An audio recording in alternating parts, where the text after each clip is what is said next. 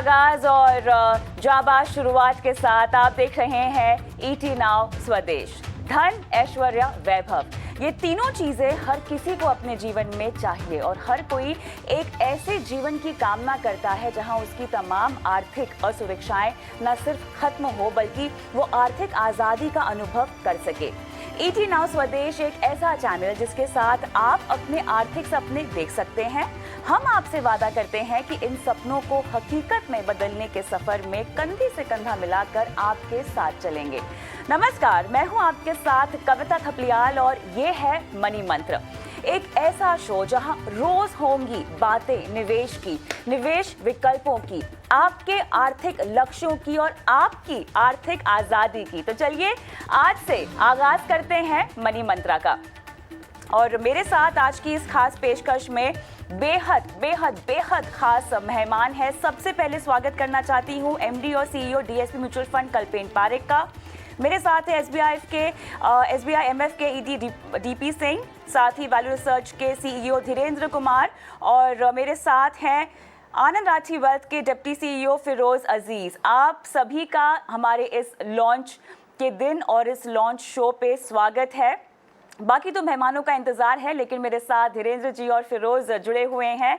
आप दोनों का हमारे इस चैनल पर और चैनल के इस पहले शो पर बहुत बहुत स्वागत करना चाहती हूं। सवालों का सिलसिला शुरू करें, और आज क्योंकि हम आगाज कर रहे हैं इस नए चैनल का, तो धीरेन्द्र जी, हमारी जो थीम है आज की चर्चा की वो भी यही है कि निवेश का आगाज हो स्वदेश के साथ। मुझे ये बताएं, आपको कई लोग बहुत समय से सुन रहे हैं, देख रहे हैं, आपसे जो है गुर सीख रहे हैं जहां तक इन्वेस्टमेंट्स की बात है। धीरेन्द्र जी, मुझे ये बताएं, कैसा लगता है आपको, कैसा महसूस करते हैं आप जब कोई आपको देख के कहता है कि आप वो वजह है कि मैं आर्थिक आज़ादी की राह पे चल सका हूँ या चल सकी हूँ, आपकी वजह से मेरे आर्थिक सपनों को पंख मिले हैं और आज मैं उन्हें जी रही हूँ, कैसा लगता है?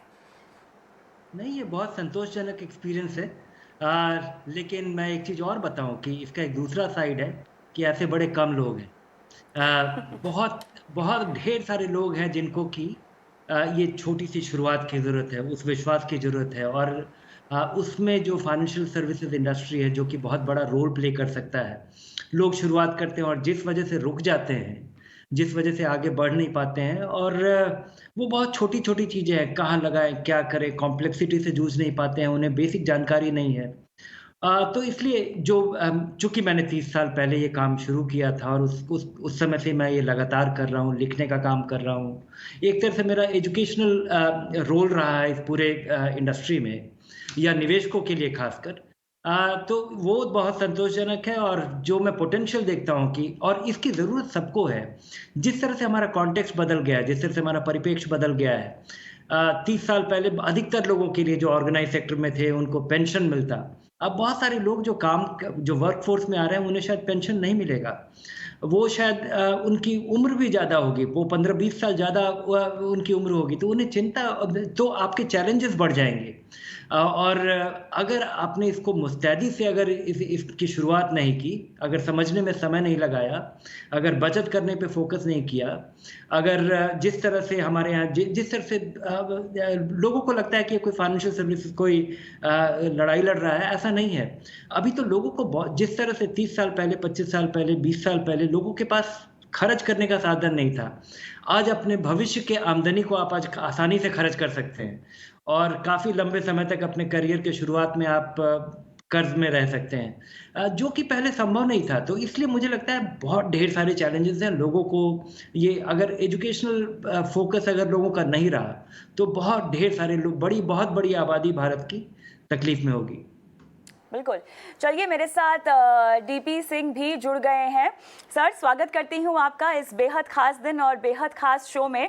आपसे काफ़ी लंबा राब्ता रहा है डीपी सर, और ऐसे में आपकी निवेश को लेकर ऐसी बहुत सारी बातें हैं जो मुझे पसंद आती हैं। जिस तरह से आप लोगों को समझाते हैं, सिखाते हैं, निवेश की दुनिया में उन्हें आने के लिए प्रेरित करते हैं, बहुत सारी खासियतें हैं। लेकिन एक जो आपकी बात जो मुझे बहुत ही ज़्यादा पसंद है वो ये है कि आप निवेशक की दुख रख को समझते हैं और उसका समाधान निकालकर उनको सही रणनीति देते हैं।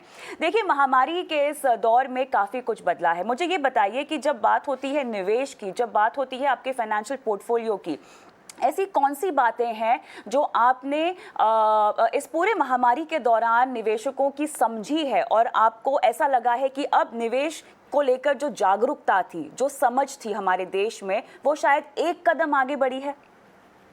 या कविता जी, सबसे पहले तो ईटी नाउ स्वदेश को बहुत-बहुत बधाई। ये बहुत ही एक प्रशंसनीय कदम है जो हिंदी भाषा के ज़रिए से हम अपने निवेशकों के पास पहुँच रहे हैं। जो हम करना चाहते हैं या कर रहे हैं, या जैसे धीरेन्द्र जी भी बोल रहे हैं, बहुत कम व्यक्ति हैं ऐसे जो इस बात को समझ पा रहे हैं। मेरे को पूरा विश्वास है कि हिंदी में ये चैनल अवेलेबल होने से बहुत सारे नए लोगों को न्यूज़ के साथ व्यूज़ भी मिलेंगे। वो बहुत ज़रूरी है। अभी ये जो पैंडेमिक का टाइम था, ये महामारी के टाइम में हमने एक चीज़ देखी कि बहुत लोगों को अपने निवेश के बारे में सोचने का और बचत के साथ-साथ निवेश की महत्ता का बहुत बहुत बहुत एक क्या उनको पता लगा कि इसकी कितनी ज़रूरत है और किस ढंग से किया जाए। और हमें बहुत खुशी है इस बात में कि बहुत से लोग जो ऐसे हैं, जो म्यूचुअल फंड के ज़रिए से कैपिटल में मार्केट में जुड़े हैं, तो वो उन्होंने नॉलेज बेस्ड जो इन्वेस्टमेंट किया है, जो निवेश किया है, वो उनकी महत्ता को समझते हुए, उनकी बारीकियों को समझ के जो किया, वो नंबर काफ़ी बढ़ गया है। चाहे नंबर पूरे जितना हमारे पास पोटेंशियल है, जितने लोग हैं, जितने इन्वेस्ट कर सकते हैं, उस मामले में पूरा नंबर अभी भी बहुत ही छोटा प्रतिशत है। परंतु फिर भी शुरुआत हो गई है, लोग समझ रहे हैं और हमने सोचा है कि जितना चैनल्स के थ्रू या और मीडिया के थ्रू या धीरेन्द्र जी के जो इतने प्रयास होते हैं उनके थ्रू और बहुत ज़्यादा लोग जुड़ने शुरू हो गए हैं और ये एक बहुत बड़ा चेंज हमने महसूस किया है ड्यूरिंग द लास्ट 18 मंथ्स। पूरे 18 महीने 2 साल में जो भी हुआ, तो लोगों को ये हो गया कि यार नहीं, निवेश करना बहुत ज़रूरी है और ढंग से निवेश करना बहुत ज़रूरी है। हमें वही काम आने वाला है। इसी मुहिम के साथ ईटी नाउ स्वदेश भी यहाँ पर वित्तीय जागरूकता को और साक्षरता को आगे बढ़ाने के मकसद से ही लॉन्च हुआ है और उम्मीद करते हैं कि निवेशकों की भागीदारी अब और ज़्यादा नए आयाम पर पहुंचेगी। लेकिन फिरोज, आपके पास मैं आती हूँ। निवेश के तमाम पहलुओं पर तो आप हमेशा हमसे बात करते हैं, लेकिन आज जो इस शो में, इस चैनल के लॉन्च पर आपको सुन रहे हैं, ऐसी कौन सी सवाल हैं जो आप चाहते हैं कि निवेशक अपने मन में रखें या सवाल पूछें जब इन्वेस्टमेंट की बात होती है, जब वो अपनी निवेश की प्रक्रिया को सिर्फ शुरू करने के बारे में सोचते हैं? ऐसे कौन से ज़रूरी सवाल हैं जो आपको अपने आप से पूछने चाहिए? फिरोज। कविता जी, पहले तो बहुत बहुत बधाई कि आपने बड़ा कदम लिया और कमेंसमेंट किया। जैसे डीपी सर कह रहे थे कि हिंदी एक बहुत इम्पोर्टेंट मीडियम है कम्युनिकेशन का हमारे देश में। सो ईटी नाउ का एक्सपीरियंस जो है और कंबाइंड विद हिंदी का जो पावर है हमारे देश के हर कोने में जाने का, इससे बहुत सारे लोगों का फायदा होगा। पॉइंट 1। पॉइंट 2 क्या है कि बहुत सारे लोग इंडिया में अभी तक इन्वेस्टमेंट के बारे में सोच रहे हैं, काफी सारे लोग शुरू नहीं किए हैं। तो आई थिंक पहले कदम से अगर ईटी स्वदेश उनको साथ लेके चलता है, तो बहुत लोगों की जिंदगियां बदलेंगी और बहुत आर्थिक स्थिति लोगों की फ्यूचर में बहुत ब्राइट होगी।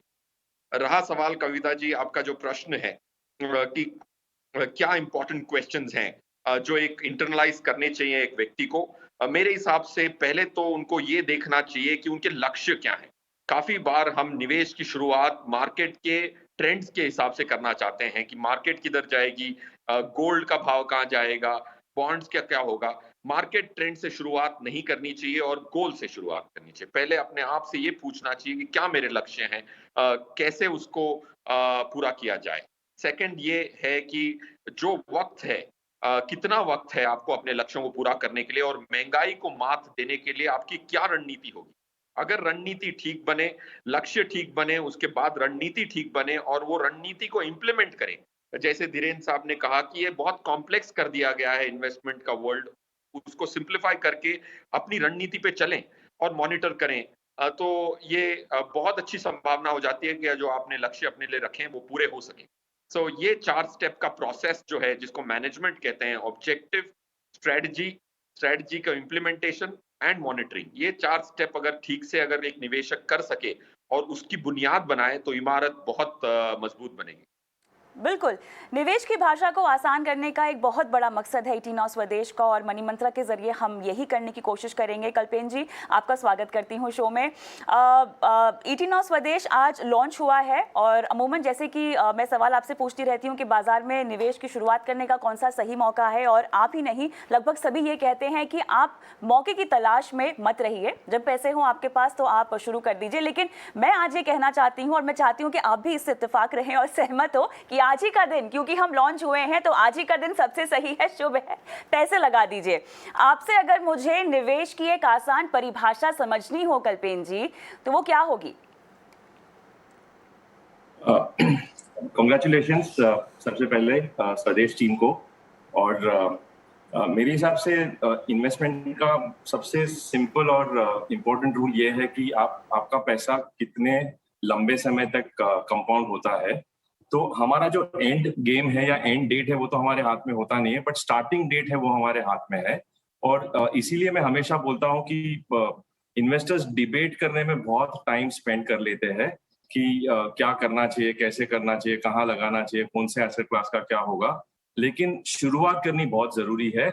और निवेश के वर्ल्ड में निवेश सिर्फ इक्विटी मार्केट में होना है ये जरूरी नहीं है। आज आपके पास एज ए निवेशक बहुत सारे चॉइसेस अवेलेबल है। म्यूचुअल फंड के जरिए ही अलग अलग एसेट क्लासेस आपके हाथ में है। इक्विटी हो, फिक्स्ड इनकम है, दोनों का मिश्रण, जैसे हाइब्रिड फंड्स है, इंटरनेशनल फंड्स है, गोल्ड फंड्स है, आपके पास पूरा एक बुके अवेलेबल है। तो मेरे हिसाब से सबसे पहले इन्वेस्टर को शुरुआत करनी चाहिए। एक बार शुरुआत कर ले, फिर आप अपना प्लान आगे धीरे धीरे करके बढ़ा सकते हो। फिर बाजार के उतार चढ़ाव तो आते रहेंगे, लेकिन ये जानना जरूरी है कि ये जर्नी कभी भी स्ट्रेट लाइन नहीं होती है, उतार चढ़ाव होते हैं। लेकिन एंड में अगर आपने 7 साल 10 साल से लंबा समय दे दिया अपने निवेश को, तो अल्टीमेटली इसका जो आउटकम होने वाला है, इसका जो रिजल्ट आएगा, ये इन्फ्लेशन को बीट करेगा और आपके परचेसिंग पावर को बढ़ाते रहेगा, जो आपको अपने लाइफ के गोल्स फुलफिल करने में आसान बना देगा। तो मेरे हिसाब से शुरुआत करना बहुत इंपॉर्टेंट है, और अच्छे एसेट एलोकेशन के जरिए अच्छे एडवाइस को जोड़ के आप एक अच्छे इन्वेस्टर बन सकते हो और अपने फ्यूचर गोल्स को पूरे कर सकते हो। निवेश की देखिए यही बुनियादी बातें हैं जो कल्पेन जी आपने बताई है, और आप सभी ने बताई हैं अब तक, जिसको पकड़कर आपको आगे चलना चाहिए। लेकिन अब सवाल ये है कि निवेश की बुनियादी बातें तो वही हैं, लेकिन निवेश के जो विकल्प है ना, उनमें बहुत नयापन आ रहा है। नए नए निवेशकों की पीढ़ियां आ रही हैं, मिलेनियल्स जो हैं वो नए इन्वेस्टर्स के तौर पर उभर रहे हैं। अब इन्हें हम निवेश की भाषा कैसे समझाएं, कैसे जो फंडामेंटल्स हैं इन्वेस्टमेंट के वो तो वैसे के वैसे ही रहें, लेकिन उन पे क्या नयापन का तड़का हमको लगाना चाहिए। इस पर हम विस्तार से बात करेंगे मनी मंत्रा में, लेकिन इस छोटे से ब्रेक के बाद।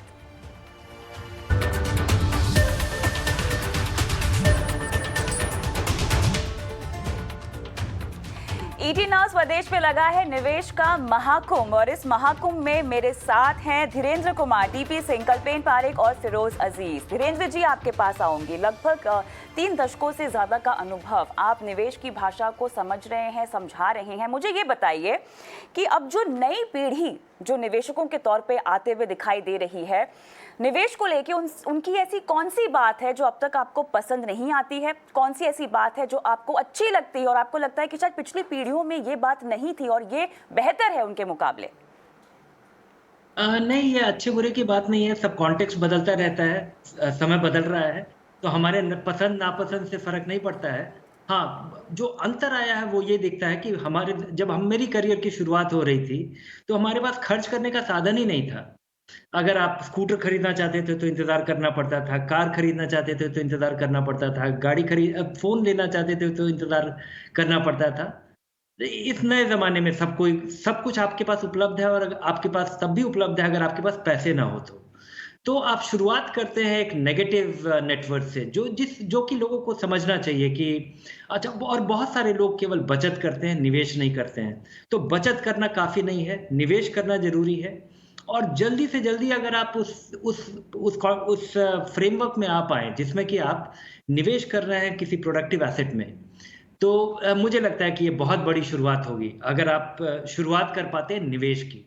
दूसरा कि बहुत सारा जो बेसिक लोगों के दिमाग में जो जो घर कर जाता है, लोगों को लगता है कि ये सोना ज्वेलरी होगा, मकान रियल एस्टेट इन्वेस्टमेंट नहीं है, ये घर है।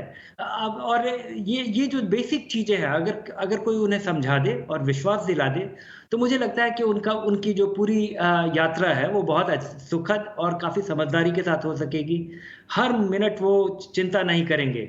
और मुझे लगता है कि उसमें एक आपके जैसे मीडिया का भी उसमें काफ़ी सहयोग हो सकता है कि आप लोग ये जो बॉल बाय बॉल कमेंट्री बाज़ार का चलता है, इससे बहुत सारे लोगों को ये विश्वास हो जाता है कि यही बाज़ार है, यही निवेश है।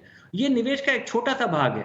बाज़ार में और ये इक्विटी एक बहुत ज़रूरी ज़रिया है लोगों के लिए अपने धन इकट्ठा करने के लिए, अपने पैसे को बिल्ड करने के लिए। और ये ज़रूरी नहीं है कि इसके लिए आप रोज़-रोज़ कुछ एक्टिविटी करें, रोज़-रोज़ आपके लिए कुछ करना ज़रूरी हो। तो इन चीज़ों के बारे में लोगों को समझना चाहिए कि निवेश को कैसे अप्रोच करें, क्या कुछ निवेश नहीं है। और उसमें मुझे लगता है कि ये जो निवेश का जो पूरी यात्रा है और निवेश से सक्सेसफुल होने के लिए ज़रूरी है कि आप ढेर सारी चीज़ें ना करें, क्योंकि करने वाली चीज़ें तो बहुत कम है। 3-4 चीज़ आपको करना चाहिए कि निश्चित आमदनी के लिए आपको फिक्स्ड इनकम में पैसा लगाना चाहिए, मकान खरीदने के लिए रियल एस्टेट इन्वेस्टमेंट नहीं है, घर में रहने के लिए घर लीजिए। सोना आपके लिए ये गहना है, ये इन्वेस्टमेंट नहीं है, उस नज़रिए से देखिए। और अगर आप इतना और इक्विटी में ज़रूर निवेश करें और धीरे-धीरे निवेश करें और भागे नहीं, जब ये उतार-चढ़ाव हो। और शुरुआत ऐसे करें, छोटे रकम से ज़रूर करें, ताकि कम रकम पे आपका ट्रेनिंग हो जाए, आप सीख पाएँ और कंज़र्वेटिवली करें। और अगर आपको शुरू के 2-3 साल में अगर आपकी ये यात्रा सफल होती है, जी। तो मुझे लगता है उसके बाद निवेशक को कहीं और जाने की ज़रूरत नहीं पड़ेगी। लेकिन आपने एक अहम बात यहाँ पे बताई है कि इतनी इन्फॉर्मेशन अवेलेबल है जहाँ पर आसानी से आप निवेश विकल्पों को समझ भी सकते हैं। लेकिन कल्पेन जी, अहम बात ये भी होगी कि इतनी इन्फॉर्मेशन की ओवरलोडिंग हो रही है आजकल, बहुत मुश्किल है ये समझ पाना कि आप किसको फॉलो करें, किसको नहीं फॉलो करें, आपके लिए क्या सही है, ये आप कैसे समझें।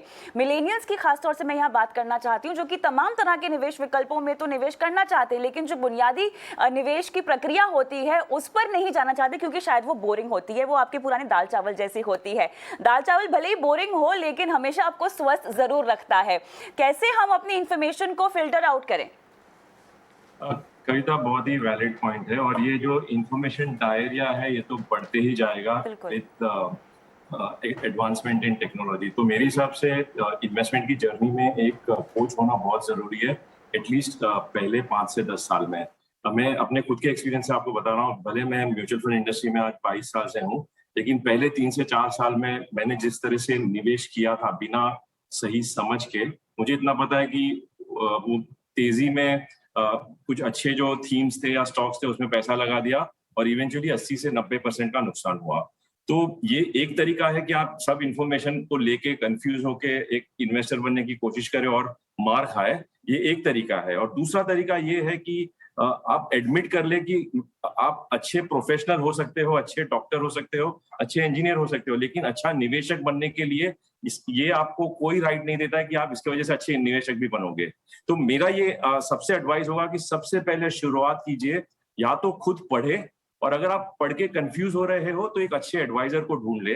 एक अच्छे एडवाइजर का हाथ पकड़ के धीरे धीरे करके आप अपने खुद के निवेश के प्रिंसिपल्स को रिफाइन कर सकते हो और फिर आगे बढ़ सकते हो। मेरा ये मानना है कि एक एडवाइजर का होना बहुत जरूरी है, एक अच्छे कोच का होना बहुत जरूरी है इस नॉइजी दुनिया के डायमेंशन में, जिससे आप नॉइज को हटा के निवेश के जो 4 या 5 इंपॉर्टेंट बड़े प्रिंसिपल्स है उसी को समझ ले और फिर अपने जर्नी को सिंपल रखे, ताकि आप लाइफ में बाकी हर चीज जिसमें आपको टाइम देना है, जिसको आपको एंजॉय करना है, वो कर सकते हो और इस नॉइज से बच के एक अच्छा निवेशक बन सकते हो। तो एक एडवाइजर को ढूंढ के उसके साथ काम करना बहुत जरूरी है। बिल्कुल डीपी सर, इसी बात को आगे ले जाते हुए, क्योंकि बहुत जरूरी है ये समझना कि हम निवेश के ऐसे दौर में है ना जहां पर छोटे मझौले शेयरों से भी हम पार्टिसिपेंट्स जो है बढ़ते हुए देख रहे हैं। खासतौर से जिस तरह से एनएफओस लॉन्च हुए हैं, वहां पर हमने देखा है कि छोटे शेयरों की भागीदारी बहुत ज्यादा बढ़ रही है। हम ये हमारी नैतिक जिम्मेदारी है कि हम निवेशकों को सही निर्णय लेना सिखाए। छोटे शेयरों की भागीदारी को लेकर आप क्या कहेंगे, और ये दौर और कितना अग्रेसिव होता हुआ आपको आपको दिखाई दे रहा है, इस पर आप क्या कहेंगे? देखिए ये बिल्कुल सही बोला आपने, छोटे शहरों से निवेशक की संख्या बढ़ती जा रही है। बिल्कुल। परंतु उनके लिए ये एक ज़िम्मेवारी के साथ वो एक विश्वास करते हैं कि जिस भी एक म्यूचुअल फंड को या जिस एडवाइज़र के थ्रू वो पैसा लगा रहे हैं, कि उनका भी क्रेडिबिलिटी स्टेक पे है। अगर वो गलत सलाह देंगे या गलत उनको चीज़ बताएँगे, सिर्फ़ ऐसा नहीं कि एनएफओ आया तो पैसा लगा दो, वो चीज़ नहीं होनी चाहिए। परंतु सही फंड में, जैसे अगलपेन जी ने पहले बोला, एसेट एलोकेशन बहुत ज़रूरी है। और धीरेन्द्र जी ने 2 बहुत ही महत्वपूर्ण बातें की जब इन्होंने बात की कि एक सही संतुलन, निवेश के बचत के साथ-साथ निवेश और नकारात्मक नेटवर्थ से शुरू करने की को छोड़ना। That is for millennials, but for एक आम एक निवेशक है, उसके लिए ये समझना बहुत ज़रूरी है कि मेरा जो एडवाइज़र है, मैं एक क्रेडिबल एडवाइज़र का साथ लेके उसका हाथ पकड़ के आगे चल सकूँ। और ये जो एक्चुअली ये जो संख्या बहुत बढ़ रही है। खास तौर पे हमने रिसेंटली जो एनएफओज़ वगैरह हुए हैं, उनमें हमने देखा जो पहले प्रतिशत होता था, बड़े शहरों और छोटे शहरों में, वो बिल्कुल बदल रहा है। अभी छोटे शहरों से भी उतना ही पैसा आ रहा है जितना बड़े शहरों से आ रहा है। तो उससे ज़िम्मेवारी एक एडवाइज़र की भी और एक जो आपके फंड हाउस है, या अगर म्यूचुअल फंड में के थ्रू आ रहे हैं, तो म्यूचुअल फंड की भी ज़िम्मेदारी बहुत बढ़ जाती है कि उस पैसे को सही ढंग से उसको लगाया जाए मार्केट में, और उसको इस तरह से लगाया जाए कि लोगों को जो पहली बार बाज़ार में आ रहे हैं, उनको बहुत ज़्यादा in case of volatility also बहुत ज़्यादा उनका एक्सपीरियंस खराब ना रहे। क्योंकि हमने पहले देखा है, परंतु एक चीज़ बहुत देखने वाली है कि अभी निवेशक चाहे वो छोटे शहर में है या बड़े शहर में है, एक फ़ायदा तो है कि ये जो सारी इन्फॉर्मेशन उनसे मिल रही है, they are not taking very wrong decision. ऐसा नहीं हो रहा है कि मार्केट बढ़ती जा रही है तो और लोग पैसा डाल रहे हैं, जो जैसे पहले देखा था। इस बार बड़ा मैच्योर्ड बिहेवियर है, चाहे वो छोटे शहर से हों या बड़े शहर से हों। ऐसा नहीं है कि एक मुफ्त पैसा डाला जा रहा है। एसआईपीज़ के थ्रू या रेगुलर जो एक इन्वेस्टमेंट हो रही है, वो बहुत ज़रूरी है। और सबसे पहले ये भी बताना बहुत ज़रूरी है कि जितना जल्दी शुरू करें उतना अच्छा है। तो उसके लिए मैं एक, अगर आप इजाज़त दें तो एक उदाहरण देना चाहूँगा कि अगर हम जनरली, और निवेशक की बात नहीं करता, अगर हम देश की अर्थव्यवस्था की बात करें या जीडीपी, तो हम सब लोग आम तौर पे बात करते हैं। तो 1980 के दशक में हमारे जीडीपी और चाइना की जीडीपी एक बराबर थी। और उसके बाद हुआ क्या? हम 7% से बढ़े और चाइना 10% से बढ़ा। और आज की डेट में क्या है? हम 3 ट्रिलियन की इकोनॉमी है और चाइना का size much more than that, is more than 10 times than our economy. तो इससे ये समझना ज़रूरी है कि जितना जल्दी शुरू करें, जैसे दिलदर जी ने बोला, और एक सही संतुलन बचत और निवेश का करना, हमें ये हमारी ज़िम्मेदारी है। ईटी स्वदेश के थ्रू या हम अपने जो भी एक निवेशक प्रोग्राम होते हैं, बहुत ज़्यादा लोगों के पास ये मैसेज पहुँचना बहुत ज़रूरी है, इंक्लूडिंग बिल्कुल, मिलेनियल्स। बिल्कुल। आप और हम तो हमेशा है ही लोगों की सहायता करने के लिए और उनके आर्थिक सपनों को साकार करने के लिए। लेकिन फिरोज़, क्योंकि आपकी खुद की मेहनत की गाढ़ी कमाई है, आपको भी कुछ ज़िम्मेदारी उठानी होगी। आप अपने लिए एक प्रोफ़ेशनल सलाहकार लीजिए। मुझे ये बताएँ, अगर कोई वाक़ई अपने लिए कोई फ़ाइनेंशियल प्लानर लेना चाहता है या इसी तरह की कोई प्रोफ़ेशनल सर्विस लेना चाहता है, कौन-सी ऐसी बातें हैं जो एक रेड फ्लैग की तरह उभर कर आ सकती हैं? कौन-सी ऐसी बातें हैं जो आपको इग्नोर करनी चाहिए या बच जाना चाहिए कि नहीं, ये इंसान सही नहीं है मेरे लिए, ये मेरा पैसा नहीं संभालेगा? देखिए कविता जी, जब आज के दौर के निवेशक की बात आती है तो काफी पेशेंस को एग्जिबिट नहीं कर पाते। तो जैसे डीपी साहब ने कहा, धीरेन्द्र साहब ने कहा कि एक एडवाइजर की जरूरत पड़ती है हैंड होल्ड करने के लिए। तो एडवाइजर की पहली इंपॉर्टेंट खासियत ये है कि वो आपको इम्प्रेस ना करे बट समझाए और पढ़ाए, और वो लर्निंग कर्व में एक निवेशक को साथ ले जाए, ताकि 5 साल के रिश्ते के बाद निवेशक एक बहुत अच्छा क्वेश्चन भी पूछ सके एडवाइजर को। So advisors most important quality मेरे हिसाब से is to take the investor through the learning. जब बुरा समय आएगा मार्केट में तो ये जो सीख है, जो फाउंडेशन है वही काम आएगी, वरना जज्बातों से निर्णय लिए जाएंगे ना कि दिमाग से।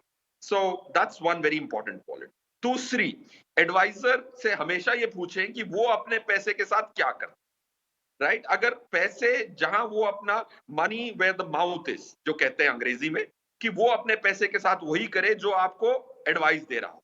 माना कि उसकी रिस्क की क्षमता अलग होगी, आपकी अलग होगी, वो ज्यादा पैसे इक्विटी में लगा सकता है, आपके कम लगा सकता है, बट डायरेक्शनली एडवाइजर कहे और करे एक समान।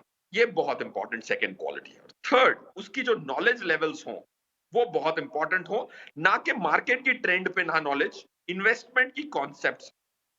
और चौथी बात यह है कि आज की जो करंट इन्वेस्टर कम्युनिटी है, उसकी जो पॉजिटिव एस्पेक्ट ये है कि वो आज सेंसिबल रिस्क लेने के लिए तैयार है। 20 साल पहले जो निवेशक थे 30 साल पहले, वो रिस्क के नाम से घबरा, तो आज वो रिस्क एपेटाइट थोड़ी बड़ी है, स्टार्क है, इन्वेस्टर इम्पेशेंट है, नई चीजों को हर महीने ना नई पुरानी चीजें अगर चल रही हो, अपने हो रहे हो, तो क्यों नहीं तो नई चीजों के एडवाइजर आगे तो अच्छा एडवाइजर कहलाए। These are some of बिल्कुल। चलिए, यहाँ पे संपर्क टूट गया थोड़ा सा फिरोज के साथ, लेकिन जो वो कहना चाहते थे वो बिल्कुल समझ में आ चुका है। देखिए, निवेश पोर्टफोलियो के लिए आपका नजरिया होना बहुत जरूरी है, आपके निवेश लक्ष्य क्लियर होना बहुत जरूरी है, निवेश विकल्प को लेकर आपके पास कितनी जानकारी है ये समझना आपके लिए बहुत जरूरी है, और यही हमारे तमाम पैनलिस्ट आपको समझाने की भी कोशिश कर रहे थे। मैं इसी नोट पर आप सभी का बहुत बहुत धन्यवाद करना चाहती हूँ। आप लोगों ने बेहद कीमती समय निकाला ET Now स्वदेश के लिए, मनी मंत्रा के लिए, और आगे भी ये सिलसिला बरकरार रहेगा। फिलहाल आप सभी का बहुत बहुत शुक्रिया। इसी के साथ मनी मंत्रा के इस खास शो में अब वक्त हो गया है विदा लेने का। हम आपसे वादा करते हैं सोमवार से शुक्रवार हर रोज शाम 5 से 6 बजे तक आपके लिए लाएंगे निवेश के नए नए मंत्र, और हमारे साथ होंगे बाजार के बड़े दिग्गज। नमस्कार।